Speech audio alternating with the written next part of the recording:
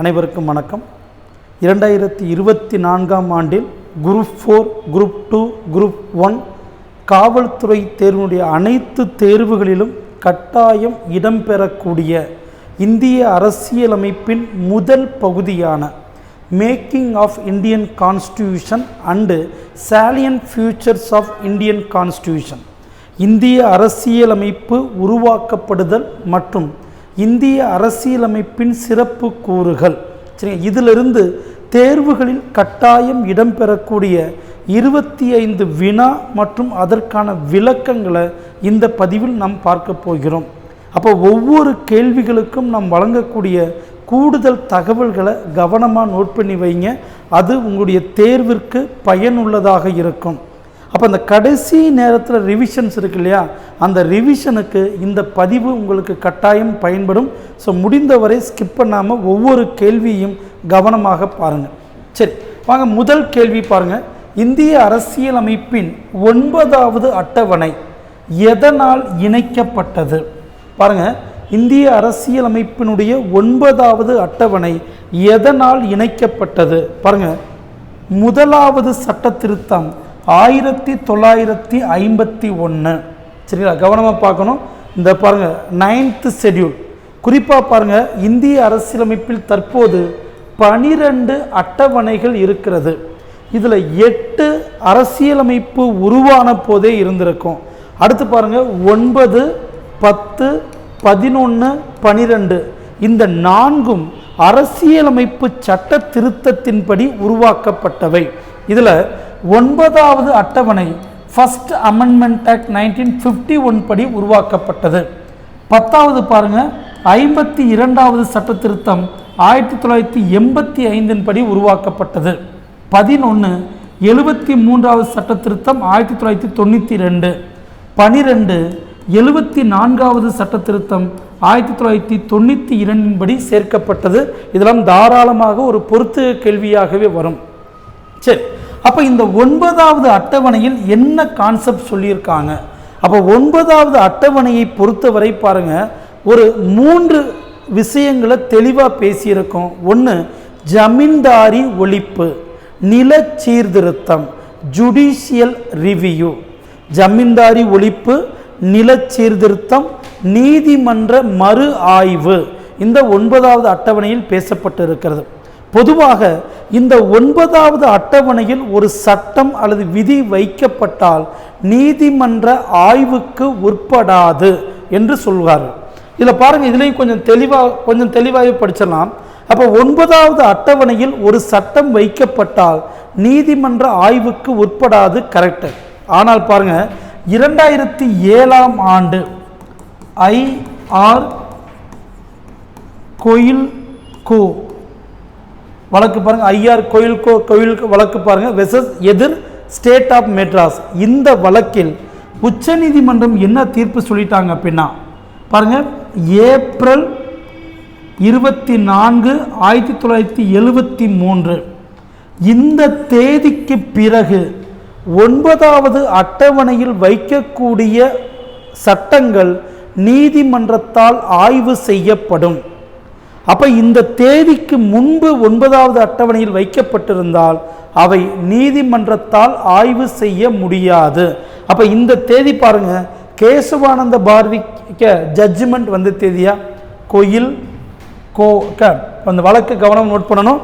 அப்போ இந்த வழக்கில் தான் இந்த தேதிக்கு முன்பு 9வது அட்டவணையில் வைக்கப்பட்டால் நீதிமன்றம் ஆய்வு செய்யாது.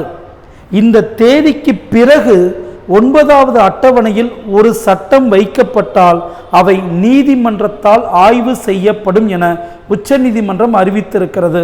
ஸோ கவனமாக இந்த தகவல் நோட் பண்ணிடுங்க. சரி, அடுத்து பாருங்கள், 2வது கேள்வி பொறுத்த வரைக்கும் 2வது கேள்வி, சரியான கூற்றை தேர்ந்தெடு. சரியான கூற்றை தேர்ந்தெடு. பாருங்கள், அரசியல் நிர்ணய சபை வேவல் திட்டத்தால் உருவாக்கப்பட்டது தவறு. ஏன்னா 1946 கேபினட் தூதுக்குழு பாருங்க, கேபினட் தூதுக்குழு படி உருவாக்கப்பட்டது. அப்ப இங்க வேவல் திட்டம் என்பது தவறு. அதுக்கடுத்து பாருங்க, அரசியலமைப்பை உருவாக்க 2 ஆண்டுகள் 11 மாதம் 18 நாட்கள். அப்போ இங்கே 7 மாதம்னு சொல்லியிருக்கிறது தவறு. அப்போ சரியான கூற்றை பொறுத்த வரைக்கும் எதுவும் இல்லை. ஸோ 2 கூற்றுமே தவறு தான். ஸோ கவனமாக பார்க்கணும். ஸோ கேள்வியில் ரொம்ப ரொம்ப முக்கியமானது ஸ்டேட்மெண்ட் வாசிக்கும்போது இங்கே சரியான கூற்றா தவறான கூற்றா என்பதை மிக தெளிவாக பார்க்க வேண்டியது முக்கியம். ஸோ அதையும் மறந்துடாதீங்க. சரி, அடுத்து 3rd கொஸ்டினுக்கு வாங்க. 3வது கேள்வி இங்கேயும் பாருங்கள். சரியான கூற்றை தேர்ந்தெடு. டாக்டர் சச்சிதானந்த சின்ஹா இந்திய அரசியலமைப்பின் தற்காலிக தலைவர். கரெக்டியா? ஏன்னா பாருங்க, டிசம்பர் 2nd ஸ்டேட்மெண்ட் வாங்க. டிசம்பர் 9, 1940 டிராஃப்டிங் கமிட்டி அம்பேத்கர் தலைமையில் வரைவு குழு உருவாக்கப்பட்டது தவறு. ஏன்னா டிராஃப்டிங் கமிட்டி உருவாக்கப்பட்டது டிராஃப்டிங் கமிட்டி உருவாக்கப்பட்டது பாருங்க, வரைவு குழு உருவாக்கப்பட்டது 1947 ஆகஸ்ட் 29. சரிங்களா? அப்போ அம்பேத்கர் தலைமையில் வரைவு குழு உருவாக்கப்பட்டது ஆகஸ்ட் 29, 1947. அப்போ இந்த தேதி என்ன சார்? அப்போ பாருங்க, இந்த தேதி என்ன? டிசம்பர் 9, 1946 கான்ஸ்டியூவன்ட் அசம்பிளினுடைய ஃபர்ஸ்ட் செஷன், முதல் கூட்டம் நடைபெற்ற நாள். இந்த முதல் கூட்டத்தில் தான் சச்சிதானந்த சின்ஹா அரசியலமைப்பு நிர்ணய சபையின் தற்காலிக தலைவராக தேர்ந்தெடுக்கப்பட்டிருப்பார். அப்ப இவருடைய பெயரை முன்மொழிந்தது ஜே.பி. கிருபாலனி. சச்சிதானந்த சின்ஹா பெயரை முன்மொழிந்தவர் ஜே.பி. கிருபாலனி, மறந்துடக்கூடாது. சரிங்களா? அப்போ 3rd கொஸ்டின் பொறுத்த வரைக்கும் ஆன்சர் சரியான கூற்று ஃபர்ஸ்ட் ஒன் மட்டும்தான் correct. A is the answer. அடுத்து பாருங்களேன், 4th ஒன் நம்ம ஏற்கனவே சொல்லிட்டோம். கட்சி தாவல் தடை சட்டம் 10வது அட்டவணை பாருங்க. கட்சி தாவல் தடை சட்டம் ஆன்டி டிஃபெக்ஷன் லா 10வது அட்டவணையில் சொல்லப்பட்டிருக்கிறது. அப்போ இந்த 10வது அட்டவணை பாருங்க, 52வது அரசியலமைப்பு சட்ட திருத்தம் 1985 படி உருவாக்கப்பட்டது. ஸோ கவனமாக இந்த தகவல் நோட் பண்ணிருந்தீங்க, கவனமாக நோட் பண்ணுங்க. சரிங்களா? அப்போ 7வது அட்டவணையை பொறுத்த வரைக்கும் அதிகார பகிர்வு, டிவிஷன்ஸ் ஆஃப் பவர்ஸ், மத்திய மாநில அரசுகளுக்கிடையே அதிகார பகிர்வு 7வது அட்டவணை. 8வது அட்டவணையை பொறுத்த வரைக்கும் லாங்குவேஜ், மொழிகள், அரசால் அங்கீகரிக்கப்பட்ட மொழிகளின் எண்ணிக்கை. 4வது அட்டவணையை பொறுத்த வரைக்கும் பாருங்க, மாநிலங்கள் மற்றும் யூனியன் பிரதேசங்களுக்கு ஒதுக்கப்பட்டுள்ள ராஜ்யசபா மாநிலங்களவை உறுப்பினர்களின் எண்ணிக்கை. சரிங்களா? அப்ப கட்சி தாவல் தடை சட்டம் 10வது அட்டவணை. அப்ப 4வது கேள்விக்கு சி இஸ் த ஆன்சர். அடுத்து பாருங்க, 5வது கேள்வி பாருங்க, தவறான இணையை தேர்ந்தெடு. அப்ப பாருங்க, பகுதி மற்றும் அதில் இருக்கக்கூடிய விதிகள். பகுதி 14 தேர்தல் கொடுத்துருக்காங்க, இங்கேயே தப்பு. ஏன்னா தேர்தல் 15. அப்ப 14 என்பது மத்திய மாநில அரசின் பணிகள், services under state and central government. இப்போ நான் ஏற்கனவே முந்தைய பதிவில் சொல்லியிருப்பேன், நமக்கு தேவையான ஆன்சர் முதல் ஸ்டேட்மெண்ட்லேயே வந்துருச்சுன்னா மீதி இருக்கக்கூடிய இந்த 3 ஸ்டேட்மெண்ட்டையும் வாசிக்காதீங்க, டைம் வேஸ்ட், தேவையில்லை. ஏன்னா இப்போ ஒருவேளை பாருங்க, இங்கே A 1 only, B 1 and 2 only, C 1, 3, 4 ஒன்லின்னு கொடுத்துருந்தா நம்ம 4 ஸ்டேட்மெண்ட்டையும் வாசிக்கணும். ஆனால் இந்த கேள்வியை பொறுத்த வரைக்கும் நமக்கு தேவையான பதில் முதல்லையே வந்துடுறதுனால மீதி இருக்கக்கூடிய 3ஐயும் வாசிக்காமல் ஸ்கிப் பண்ணுங்க. ஆன்சர் பெரும்பாலும் 100% சரியாகவே இருக்கும். சரி, அடுத்து பாருங்க, 6வது கேள்வி, சரியான கூற்றை தேர்ந்தெடு. K.M. முன்சி அரசியலமைப்பை இத்தாலிய பாணியில் கைப்பட எழுதினார். தவறு. ஏன்னா கைப்பட இத்தாலிய பாணியில் கைப்பட எழுதியவர் பிரேம் பெக்காரி நரேன் ரைஜடா. இத்தாலிய பாணியில் கைப்பட எழுதியது பிரேம் பெக்காரி நரேன் ரைஜடா. அதுக்கடுத்து பாருங்க, ராஜேந்திர பிரசாத் அரசியல் நிர்ணய சபையின் தலைவராக தேர்ந்தெடுக்கப்பட்டார். கரெக்டியா? அப்போ வந்து பார்த்தீங்கன்னாக்க சரியான கூற்று செகண்ட் ஸ்டேட்மெண்ட் மட்டும் கரெக்டு. அப்போ இத்தாலிய பாணியில் கைப்பட எழுதியது பிரேம் பெக்காரி நரேன் ரைஜடா. அதே மாதிரி பாருங்க, அரசியலமைப்பை ஹிந்தி மொழியில் கைப்பட எழுதியவர் வசந்த் கிருஷான் வைத்தியா. அரசியலமைப்பை ஹிந்தி மொழியில் கைப்பட எழுதியது வசந்த் கிருஷான் வைத்தியா.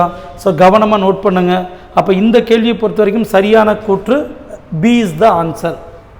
அடுத்து பாருங்களேன், 7th கொஸ்டின் பொறுத்த வரைக்கும் அரசியலமைப்பில் உள்ள மொழிகள் பாருங்க, 8வது அட்டவணை 22 மொழிகள். பாருங்க, அரசியலமைப்பில் 8வது அட்டவணையில் 22 மொழிகள் அங்கீகரிக்கப்பட்டிருக்கிறது. ஸோ மறந்துடக்கூடாதியா. So answer is the B. அடுத்து பாருங்க, 8வது கேள்வியை பொறுத்த வரைக்கும் சரியான கூற்றை தேர்ந்தெடு. எர்னஸ்ட் பர்கர் முக உரையை அரசியலமைப்பின் சாவி என்று குறிப்பிட்டிருக்கிறார். தவறு. ஏன்னா அரசியலமைப்பின் சாவி அப்படின்னு சொன்னது பாருங்க பண்டிட் தாகூர் தாஸ் பார்கவா. சரிங்களா? அப்ப முதல் ஸ்டேட்மெண்ட் தவறு. அதுக்கடுத்து பாருங்க, செகண்ட், அரசியலமைப்பு முழுமையாக இயற்ற பின்பே முக உரை இயற்றப்பட்டது. கரெக்டான ஸ்டேட்மெண்ட்டியா? அப்ப 8வது கேள்விக்கு பி இஸ் த ஆன்சர். அப்ப இந்த எர்னஸ்ட் பர்கர் என்ன சொல்லியிருப்பாரு பாருங்க, கீ நோட், முக்கிய குறிப்பு. அரசியலமைப்பின் முக்கிய குறிப்புன்னு சொன்னது, முகவுரையை முக்கிய குறிப்புன்னு சொன்னவர் எர்னஸ்ட் பர்கர். அதே மாதிரி திறவுகோல் சாவி அப்படின்னு சொன்னது பண்டிட் தாகூர் தாஸ் பார்கவா. மறந்துடக்கூடாது. அப்ப 8வது கேள்வி பொறுத்த வரைக்கும் first statement wrong, second statement B is the answer. அடுத்து 9வது கேள்வி பொறுத்த வரைக்கும் வாங்க. 9வது கேள்வி, அரசியல் நிர்ணய சபை அடிப்படை உரிமைகள் ஆலோசனை குழு தலைவர் ஜவஹர்லால் நேரு. தவறு. ஏன்னா தலைவர் வல்லபாய் படேல். மறந்துடக்கூடாதியா. அடிப்படை உரிமைகள் ஆலோசனை குழுவின் தலைவராக இருந்தது வல்லபாய் படேல். அதுக்கடுத்து பாருங்க, நிர்ணய சபையின் தொடக்க கால உறுப்பினர்கள் எண்ணிக்கை 389. ஸோ 2 ஸ்டேட்மெண்ட்டுமே தவறு. சரியான கூற்று டி இஸ் த ஆன்சர், எதுவும் இல்லை. ஸோ சரியான கூற்றை பொறுத்த வரைக்கும் எதுவும் இல்லை தான் ஆன்சர் 9th கொஸ்டின் பொறுத்த வரைக்கும். ஸோ கவனமாக அந்த ஸ்டேட்மெண்ட்டை வாசிக்கும் போதேவும், அதுமாரி எக்ஸாம் பொறுத்த வரைக்கும் வேகமாகவும் வாசிக்கணும், அதே நேரத்தில் தெளிவாகவும் வாசிக்க வேண்டும். ஸோ கவனமாக நோட் பண்ணிடுங்க. சரி, அடுத்து 10வது கேள்வி பொறுத்த வரைக்கும் பாருங்கள், 10th கொஸ்டின், இந்திய அரசியலமைப்பின் சிறப்பம்சம் இல்லை எது? சாலியன்ட் ஃபீச்சர்ஸ் எது வராது? உதாரணம் பாருங்க, இரட்டை குடியுரிமை. டபுள் சிட்டிசன்ஷிப் இந்திய அரசியலமைப்பு நமக்கு கொடுக்கல. நம்மளை பொறுத்த வரைக்கும் அரசியலமைப்பின்படி ஒற்றை குடியுரிமை வழங்கப்பட்டிருக்கிறது. அப்போ இந்த இரட்டை குடியுரிமை எங்கே இருக்குது அப்படின்னு பார்த்தீங்கன்னா அமெரிக்கா மற்றும் சுவிட்சர்லாந்து, இந்த 2 நாட்டில் தான் இரட்டை குடியுரிமை இருக்கிறது. இந்தியாவை பொறுத்த வரைக்கும் ஒற்றை குடியுரிமை. அப்போ 10th கொஸ்டினுக்கு டி இஸ் த ஆன்சர். அடுத்து 11வது கேள்வி பாருங்க, அரசியல் நிர்ணய சபையால் தேசிய கீதம் பாருங்க ஜனகன மன எப்பொழுது ஏற்றுக்கொள்ளப்பட்டது? ஜான் 24, 1950. அப்போ இந்த ஜனவரி 24, 1950 பாருங்க அரசியலமைப்பு நிர்ணய சபை கூட்டத்தின் கடைசி நாள். இந்த தேதியிலும் பாருங்க ஃபர்ஸ்ட் தேசிய கீதம் ஏற்றுக்கொள்ளப்பட்டது. 2வது தேசிய பாடல் வந்தே மாதரம் ஏற்றுக்கொள்ளப்பட்டது.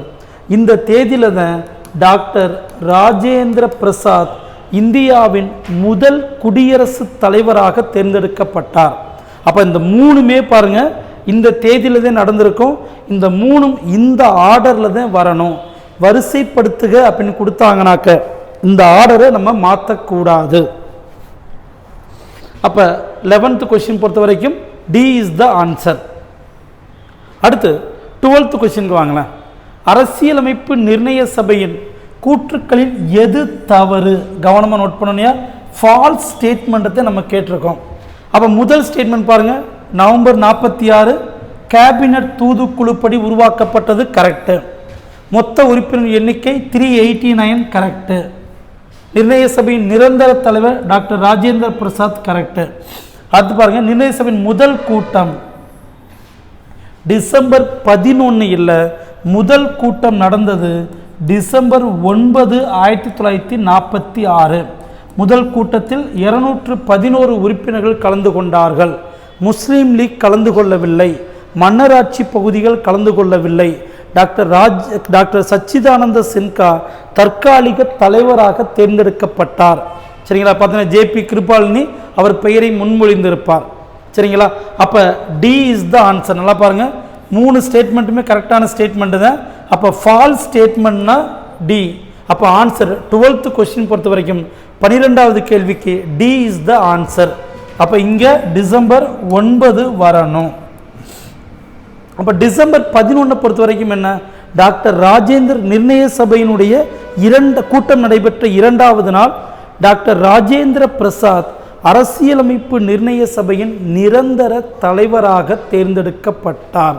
சரியா? அப்போ கவனமாக நோட் பண்ணிடுங்க. சரி, அடுத்து பாருங்க 13வது கேள்வி.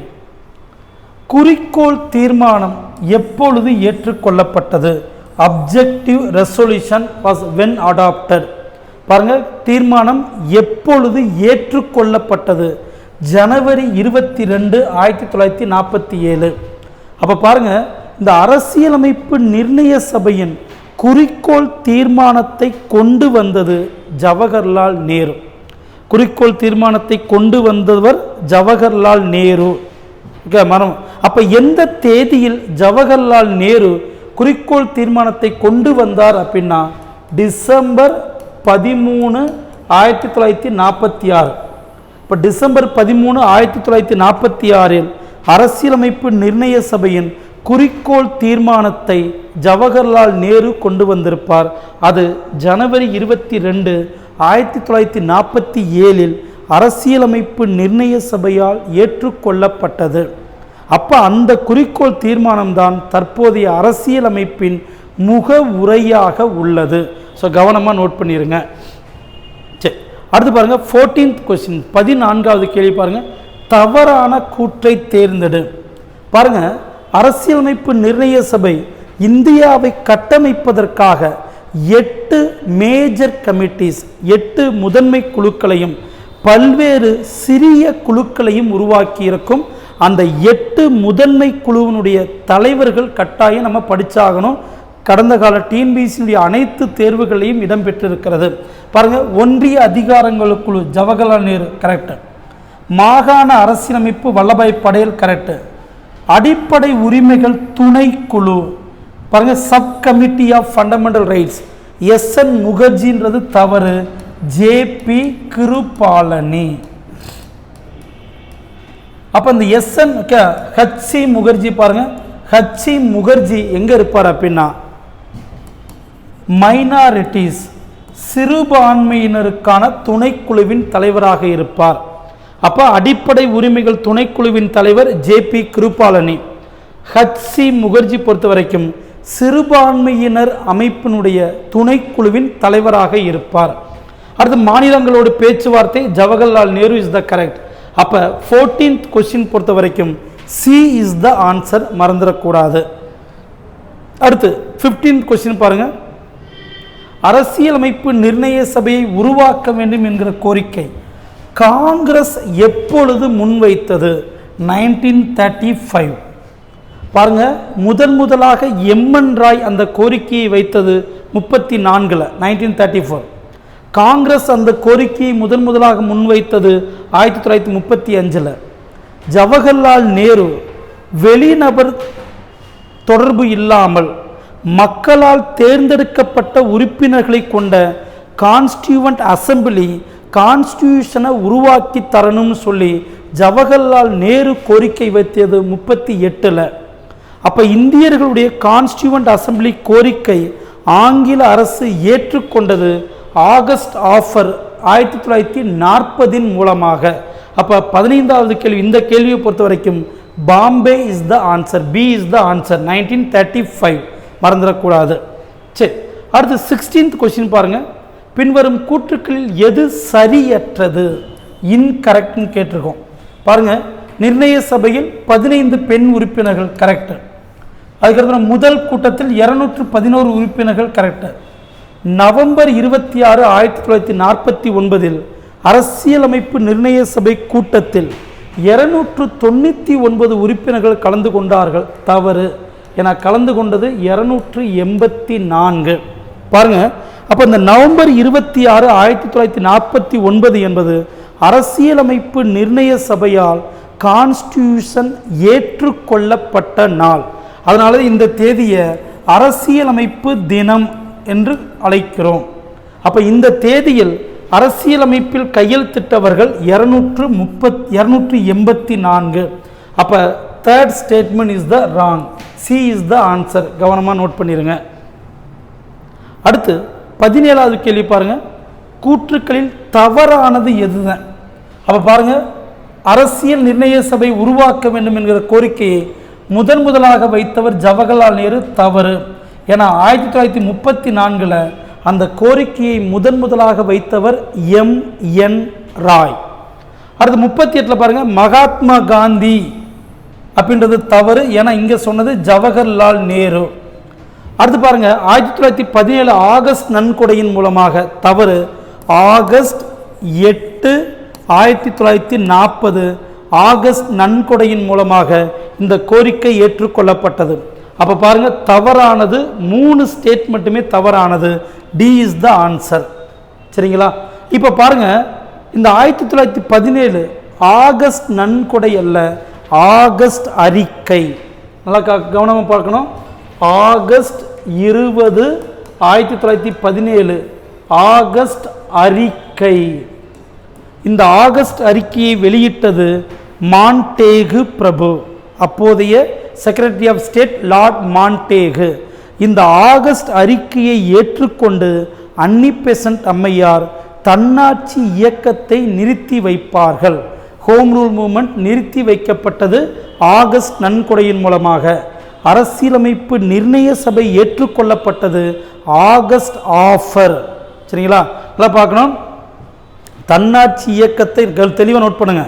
தன்னாட்சி இயக்கத்தை அன்னி பெசன்ட் அம்மையார் நிறுத்தியது ஆகஸ்ட் 20, 1917 ஆகஸ்ட் அறிக்கை மூலமாக. அரசியலமைப்பு நிர்ணய சபை கோரிக்கையை ஆங்கிலேயர்கள் ஏற்றுக்கொண்டது ஆகஸ்ட் 8, 1940 ஆகஸ்ட் நன்கொடையின் மூலமாக. அறிக்கை 17, நன்கொடை 40. சரிங்களா? சரி, அப்போ இந்த 17வது கேள்விக்கு 3 ஸ்டேட்மெண்ட்டுமே ராங் தான். D is the answer. அடுத்து பாருங்க, 18வது கேள்வி, கேபினட் தூதுக்குழு.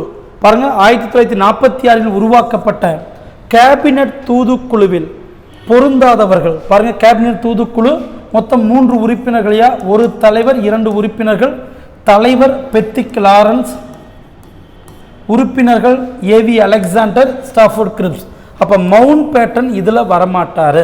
அப்போ பாருங்க, வராதவர் சி, மவுண்ட் பேட்டன் மட்டும் கேபினட் தூதுக்குழுவில் இடம்பெறவில்லை. அப்போ 18வது கேள்விக்கு சி இஸ் த ஆன்சர். அடுத்து 19வது கேள்வி பாருங்க, இந்திய சுதந்திர மசோதா பாராளுமன்றத்தில் எப்பொழுது கொண்டு வரப்பட்டது? கவனமாக பார்க்கணும். When introduced. பாருங்க, ஜூலை 4, 1947. சரிங்களா? அப்போ ஜூலை 4, 1947 இந்திய சுதந்திர மசோதா பாராளுமன்றத்தில் கொண்டு வரப்பட்டது. ராணியின் ஒப்புதலை பெற்றது. பாருங்க, ராணி, இங்கிலாந்து ராணியினுடைய ஒப்புதலை பெற்றது ஜூலை 18, 1947. அது இந்தியாவில் நடைமுறைப்படுத்தப்பட்டது ஆகஸ்ட் 15, 1947. சரி, அப்போ 19வது கேள்விக்கு சி இஸ் த ஆன்சர். அடுத்து 20வது கேள்வி பாருங்க, அரசியலமைப்பு நிர்ணய சபை எத்தனை பெரிய குழுக்களை, மேஜர் கமிட்டியா? 8. அப்போ இந்த 8 கமிட்டியினுடைய ஹெட் தலைவர்களை கட்டாயம் மனப்பாடம் பண்ணிருங்க. சரி, அடுத்து 21வது கேள்வி பாருங்க, பாகிஸ்தான் உருவான பிறகு எண்ணிக்கை எவ்வளவாக மாறியது? பாருங்க, மொத்த எண்ணிக்கை 389. பாகிஸ்தான் பிரிந்த பிறகு அது 299 மாறியிருக்கும். 22970. அப்போ 229 மாநிலங்களுக்கு 70 மன்னராட்சி பகுதிகள், 70 மன்னராட்சி பகுதிகளுக்கு மாறியிருக்கும். அப்போ 21வது கேள்விக்கு சி இஸ் த ஆன்சர். கவனமாக நோட் பண்ணுங்க. சரி, அடுத்து 22வது கேள்வி பாருங்க, செப்டம்பர் 2, 1940 யாருடைய தலைமையில் இடைக்கால அரசு, இன்ட்ரீம் கவர்மெண்ட் ஜவஹர்லால் நேரு. பாருங்க, கேபினட் தூதுக்குழு அறிக்கையின்படி அந்த 389 உறுப்பினர்கள், இதில் 296, 93 இது மாநிலங்களுக்கு ஒதுக்கப்பட்டிருக்கும். அடுத்து பாருங்கள் 93 வந்து மன்னராட்சி பகுதிகளுக்கு. அப்போ இந்த 296 உறுப்பினர்களை தேர்வு செய்வதற்காக ஜூலை டு ஆகஸ்ட் 1946 தேர்தல் நடத்தப்படுகிறது. இந்த தேர்தலில் காங்கிரஸ் 208 இடங்களிலும், முஸ்லீம் லீக் 73 இடங்கள், அதர்ஸ் மற்றவர்கள் 15 இடங்களில் வெற்றி பெறுகிறார்கள். அப்போ அதிக இடங்களை கைப்பற்றிய காங்கிரஸை ஆட்சி அமைக்கும்படி அப்போதைய வைஸ்ராய் வேவல் பிரபு அழைப்பு விடுத்திருப்பார். அதன் அடிப்படையில் செப்டம்பர் 2, 1946 ஜவஹர்லால் நேரு தலைமையில் இடைக்கால அரசு உருவானது. அப்போ இந்த இடைக்கால அரசில் நிதி அமைச்சராக இருந்தவர் முஸ்லீம் லீக் கட்சியை சார்ந்த லியாகத் அலி கான். கவனமாக இந்த தகவல் நோட் பண்ணுங்க. அப்போ 22வது கேள்விக்கு சி இஸ் த ஆன்சர். அடுத்து 23வது கேள்வி பாருங்க. கூட்டத்திற்கு தற்காலிக தலைவர், கவனமாக பார்க்கணும். அப்போ பாருங்களேன், இந்த ஆக்டிங் பிரசிடென்ட், டெம்பரவரி பிரசிடென்ட், தற்காலிக சபாநாயகர், தற்காலிக தலைவர் முறை எந்த நாட்டின் அரசியலமைப்பிலிருந்து எடுக்கப்பட்டதுன்னா பிரெஞ்சு அரசியலமைப்பிலிருந்து எடுக்கப்பட்டது. டாக்டர் சச்சிதானந்த சின்ஹா தற்காலிக தலைவராக தேர்ந்தெடுக்கப்பட்டது. அப்போ இடைக்கால டெம்பரவரி பிரசிடென்ட் எங்க இருந்துன்னா, கவனம் நோட் பண்ணுங்க, பிரெஞ்சு அரசியலமைப்பிலிருந்து. சரி, 24வது கேள்வி பாருங்க. 24வது கேள்வி, சரியான கூற்றை தேர்ந்தெடு. BN ராவ் அரசியல் நிர்ணய சபையின் சட்ட ஆலோசகர், கரெக்டியா? பாருங்க, HVR ஐயங்கார் அரசியலமைப்பின் தலைமை வரைவாளர், தவறு. ஏன்னா இந்த போஸ்ட்ல இருந்து SN முகர்ஜி, SN முகர்ஜி தான் the chief draftsman of the constitution. அப்போ HV ஐயங்கார் பாருங்க, HV ஐயங்கார் பொறுத்த வரைக்கும் பாருங்க செக்ரட்டரி, செயலாளராக இருந்திருப்பார். அரசியலமைப்பு நிர்ணய சபையின் செயலாளர் அப்படின்னா HVR ஐயங்கார், தலைமை வரைவாளர்னா SN முகர்ஜி. அப்போ இந்த ஒவ்வொரு தகவலையும் கவனமாக நோட் பண்ணுங்க. ஏன்னா இந்திய அரசியலமைப்பு தற்போதைய நிலையில் மிக மிக முக்கிய இடத்தை பெறுகிறது குரூப் 2 தேர்வை பொறுத்த வரைக்கும். ஏன்னா போன ஆண்டு குரூப் 2 உடைய தேர்வு சிலபஸுக்கும் இந்த ஆண்டு சிலபஸிற்கும் நிறைய வித்தியாசம் கொடுத்துருக்காங்க. மெயின்ஸில் புதிதாக சயின்ஸ் அண்ட் டெக்கு, அதுக்கப்புறம் மாடர்ன் இந்தியா, அரசியல் அமைப்பு எல்லாமே பாருங்கள் நிறைய புதிதாக ஆட் பண்ணியிருக்காங்க. ஸோ புதுசாக ஆட் பண்ணிட்டாங்கன்னு கவலைப்படுறதுல ஒரு பிரயோஜனம் கிடையாது. ஆட் பண்ண புதிய சிலபஸை மிக தெளிவாக நம்ம படிச்சுட்டு போனோம். அப்போ பிரிமரிக்கும் மெயின்ஸுக்கும் ஏறக்குறைய சிலபஸ் ஒரே மாதிரி இருந்தாலும் கேள்விகள் ஒரே மாதிரி இருக்காது. அப்போ எந்த அளவுக்கு நீங்கள் கான்செப்டை புரிஞ்சிருக்கீங்க, எந்த அளவுக்கு எக்ஸாம் எழுதி பழகுறீங்கன்றது மிக மிக முக்கியமானது. சரிங்களா? அப்போ இந்த தகவல் உங்களுக்கு பயனுள்ளதாக இருக்கும் நாங்கள் நம்புகிறோம். மேற்கொண்டு ஏதேனும் சந்தேகம் இருக்கும் பட்சத்தில் இந்த 2 எண்களில் ஏதேனும் ஒரு எண்ணிற்கு எங்களை தொடர்பு கொள்ளலாம். சரிங்களா? ஸோ பாருங்கள், குரூப் 4 எக்ஸாம் முடிந்ததற்கு பிறகு குரூப் 2விற்கான வகுப்புகள், அதே மாதிரி எஸ்ஐ தேர்வுக்கான வகுப்புகள் நாம் நடத்துகிறோம். ஆன்லைன்லையும் அந்த வகுப்பு இருக்கிறது, ஆஃப்லைன்லையும் அந்த வகுப்பு இருக்கிறது. மிக தெளிவாக இருக்கும். மிக தெளிவாக வரக்கூடிய முதல் தேர்விலேயே நீங்கள் தேர்ச்சி பெறுவதற்கு எல்லா வகையிலும் அந்த வகுப்புகள் உங்களுக்கு உதவி செய்யும். அப்போ மிக குறைந்த கட்டணத்தில் நிறைவான வகுப்பை, பயிற்சியை நாம் வழங்குகிறோம். ஏதேனும் சந்தேகம் இருந்தால் எங்களை தொடர்பு கொள்ளுங்கள். மேற்கொண்டு அடுத்த பதிவில் நாம் தொடர்ச்சியாக இதை நாம் பார்க்கலாம். நன்றிப்பா.